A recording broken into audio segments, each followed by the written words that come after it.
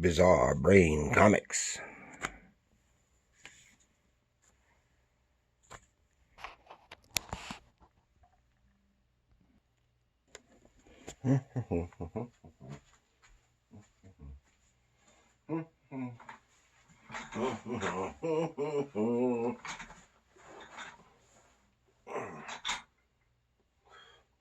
Hello, Gary here for Bizarre Brain Comics.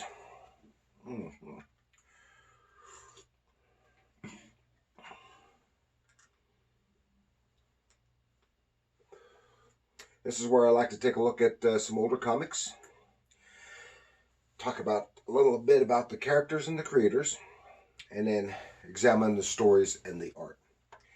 Got a little book here, kind of a fun little thing I want to take a look at today.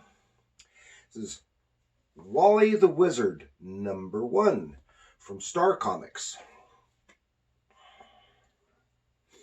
This is from 1985.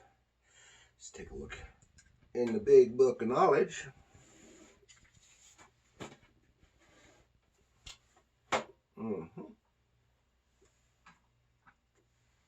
Wally the Wizard, #1, Star Comics for Marvel, 1985. It's by Bob Bolling. And Star Comics is a Marvel imprint which ran from 1984 to 88. And these books were aimed at a younger, more juvenile readers. Many of the Star titles emulated the types of titles which had previously been published by the recently defunct Harvey Comics. That is, stuff like Richie Rich, Casper, even though they don't have Casper, Wendy the Good Little Witch, Hot Stuff, those kind of things. See, in Wally the Wizard, he lives in a medieval world, and in a medieval world, Wally was an apprentice wizard learning from Marlin the magician, the brother of Merlin. And he lived in the castle and in the service for King Codger, and he had an unrequited love for Princess Penelope.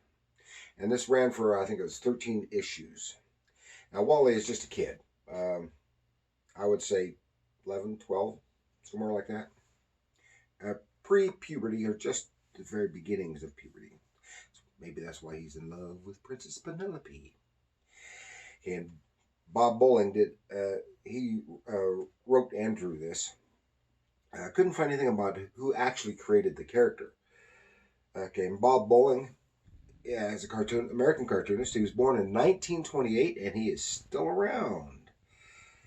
So it makes him, 92? 94. He's about my dad's age, and a little younger. And and from what I understand, he still does some work for Archie Comics in their digest books. And he's best known for his work at Archie Comics, where he created Little Archie. He was born in Brockton, Massachusetts, and attended Vesper George Art School in Boston, and after serving in the Navy. And his first comic job was assisting George Shedd on the Marlin Keel strip. I don't know anything about that one. Then he began freelancing for Archie in '54, writing and drawing. And he wrote and drew Little Archie almost exclusively from 1957 to '65. And then they put him on the big Archie books. I mean, the grown-up Archie books. And while doing that, he also wrote and drew a few issues of Wally the Wizard. That's about all I could find about him. Other than that, he occasionally still does some work for Archie. Now, one interesting thing is, if you happen to be a fan of the Riverdale series, many of the elements in that show up in that show was created by Bob Bolling, such as the South Side Serpents gang. That was Bob Bolling. And I remember earlier on, Betty made reference to her cat Carmel, that she had when she was little, which was also a creation of Bob Bolling, and and Betty's sister and brother, which never appear in the grown up books, but did appear. Her sisters, her siblings, Chick and Polly, were also created by Bob Bolling, and they appeared in various forms in the show. So that's a little interesting thing, having nothing to do with Wally the Wizard, but does with Bob Bolling. So let us take a little fantastical trip into a medieval world of magic with Wally the Wizard. Okay, and here we get a good, better view of the front cover of Wally the Wizard by Bob Bolling. You see the star insignia with the marvel.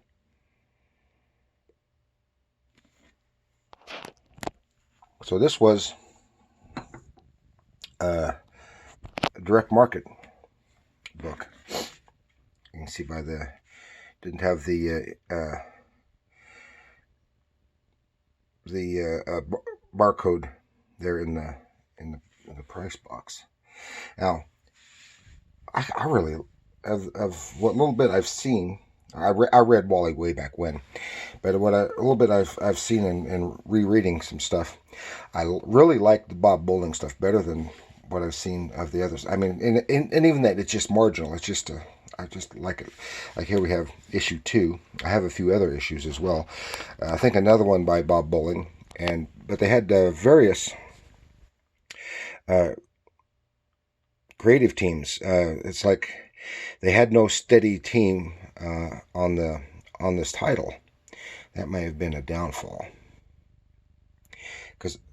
because you can just see some slight difference here in Wally here on these covers. And personally I like Bolling's better. He was known. One of the reasons he was put on Little Archie in the first place is because the editors at Archie noticed that he did children better than teenagers. And when he went back to doing teenagers, he had to have a little bit of a crash course with some of their regular artists to bring them up to speed, because he also had a tendency to draw in Little Archie, draw the adults a bit more realistically than they appeared in the grown-up Archie books. And I've said many times, so it's just funny that Little Archie was more competent than the grown-up Archie. And that's probably due to Bob Bolling, because he did a lot more adventure stuff. And this title, it is of course juvenile humor, but it's adventure humor, and I do like that and Bob Bolling was very skilled at that. He created the Little Archie villain, Mad Dr. Doom, and I think they got away with that just because he made his first appearance at the same time as Dr. Doom in Marvel Comics. That's why you have to call him Mad Dr. Doom. So let's take a little look. I like this cover.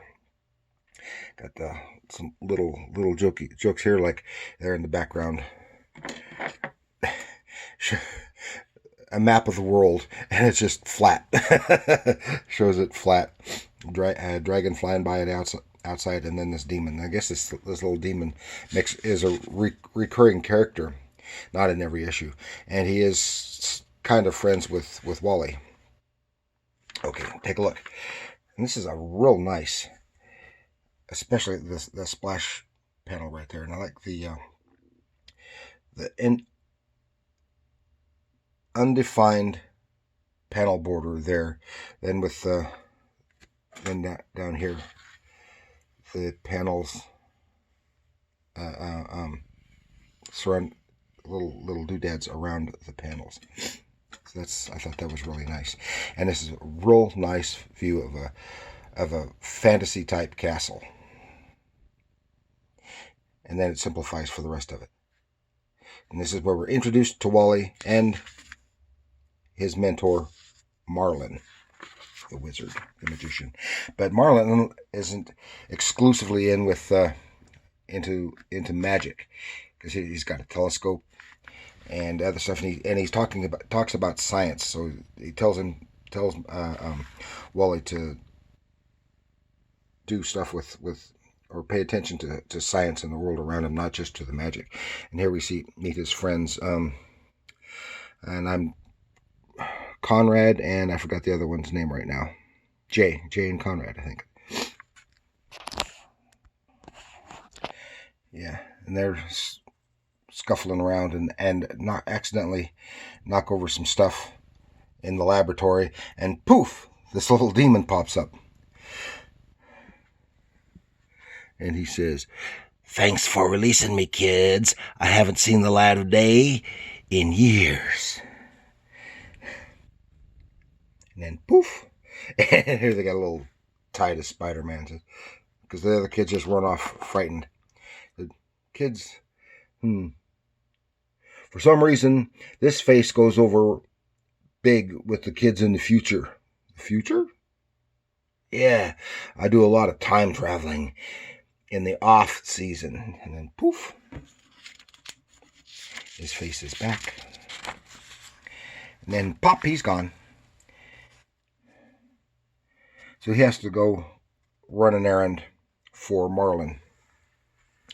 And he's trying the river quag.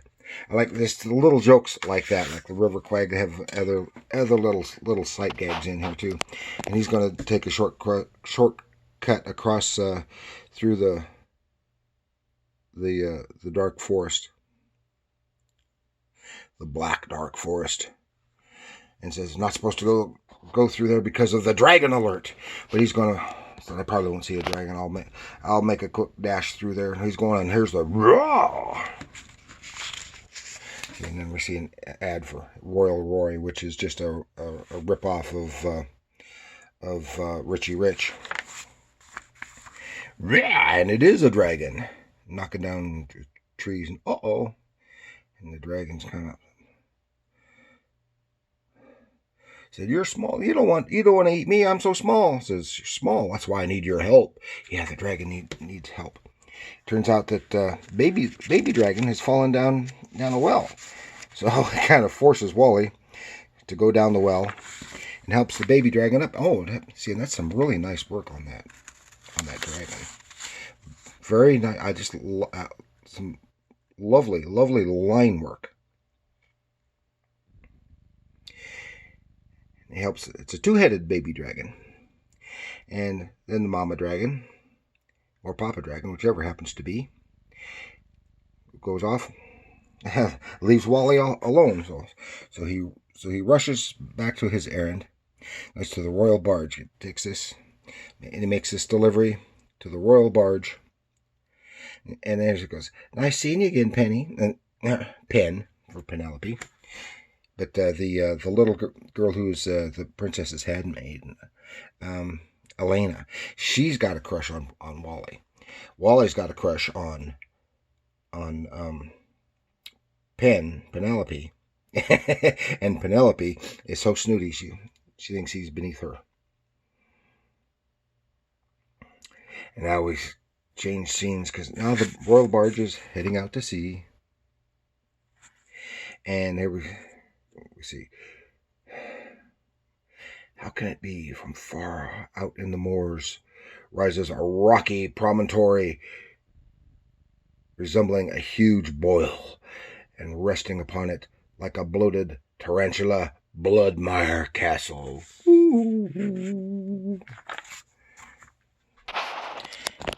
Here we see in the cat. Now we're getting some villains introduced, and I guess these are recurring villains. Vastar. He wants to take these wizards, and then what's his name? Erasmo. And then there's a witch, and I forgot one of the Vastar's sister. Sibelius. Now I'll get her name right. Yet, and they want to take over everything, and they've spent a fortune to build this giant grasshopper. It'll be like a locust, and then they're going to set it loose and control it from this gizmo up here. They're going to set it loose on the kingdom. They can control it from afar. Another ad for Star Comics. Peter Porker, the spectacular spider ham. Where might you have heard that one before? And here's some really nice artwork, and it's kind of a collage here of several events, and ravaging the villages and the farms, and people on the run to get away from it. Oh, we've got this thing. What are we going to do to get rid of it? It's ravaging the kingdom. And he sends out his army with Sir Fauntleroy. That's his name. I'll keep wanting to say Fauntleroy, but it's Fauntleroy. He's in charge. Now, he gets knocked in the head going out there. He's got this cloak of invincibility, supposedly, but it's not. He wasn't invincible to that tree limb. Uh-oh, what are we going to do? How are they going to take care of him without Fauntleroy? So the kids rush out, and he's out cold. What are we going to do? So the kid, they don't want anyone to say anything bad about Fauntleroy. They take his cloak, and say, even though it's got a rip in it, and he puts it on and gets on his horse and heads out.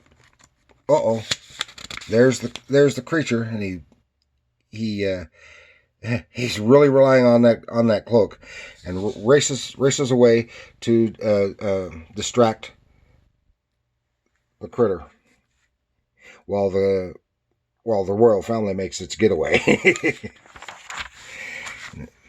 They're back on it. It says, "The kingdom is mine." That's right. Kick up all that dust. You know how it does what it does to my asthma. She's always griping. She's always griping about everything. And meanwhile, I like the way he did the script for the caption there. It's so foggy. All I know is that I'm somewhere on the high road to Scotland. The horse is spent. Something's coming. Something's coming.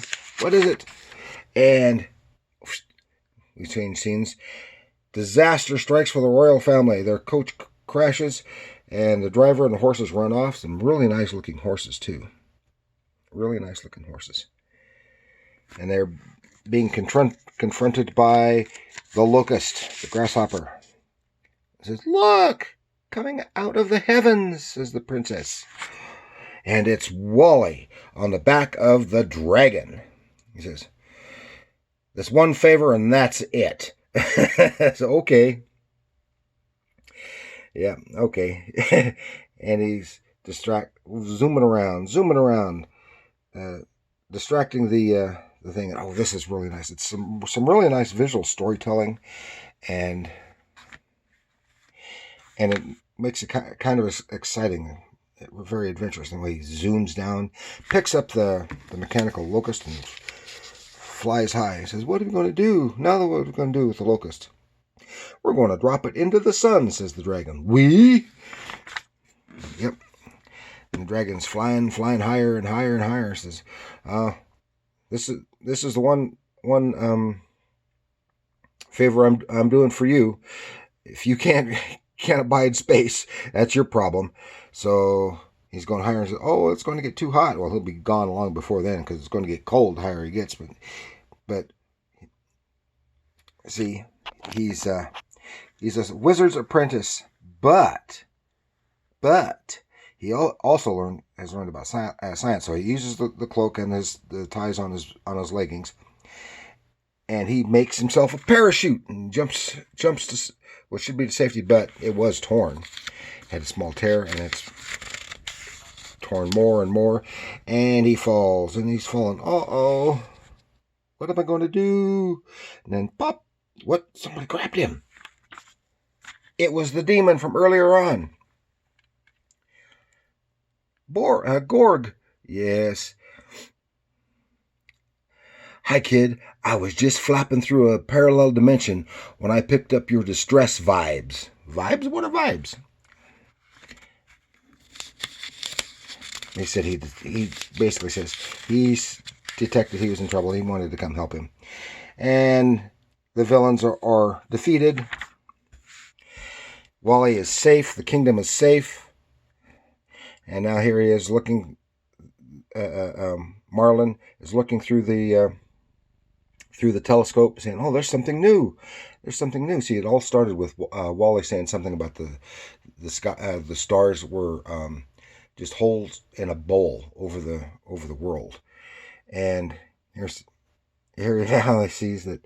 Well, looks in there. Oh, it's the constellation Draco, the dragon. Oh, so that's where the dragon said it just appeared. It says, and he was going to cool off among the stars for 1,000 years or so. So, well, so you're not surprised by all that, Wally? No, Marlin, because I can understand how the dragon got there, but now I'm beginning to wonder. Maybe the stars really aren't tiny holes in a large bowl which was placed over the earth. And that's the end. And that's all I've got now for Wally. And I really, really enjoyed that. Because Bob Bolling, he did a wonderful job, I think, crafting that story, introducing the characters, and then with the foreshadowing of the demon, and making friends with the dragon, and how that he was able to save the day and save the kingdom for King Codger without using magic. He used his wits. And that's good. And then he does the same thing. He doesn't save the kingdom, but in this other story, next story, even though this is done by, written by Sid Jacobson, drawn by Howard Post, which is still quite commendable artwork and story as well. It's just not quite as pleasing to my eye as Bob Bolling's, but it's fine. It is nicely done, but it's well crafted. And then here, through a series of little catastrophes for some event when he's supposed to be using magic, he wins by using his wits because he lost all his magical stuff. It could be almost in a way like a forerunner to Harry Potter. Not really, but I think it was good. I enjoy it as an adult. I would have really enjoyed it as a kid. So that's all I've got for you for now. Please like, share, subscribe, and leave a comment. And remember, comics are art.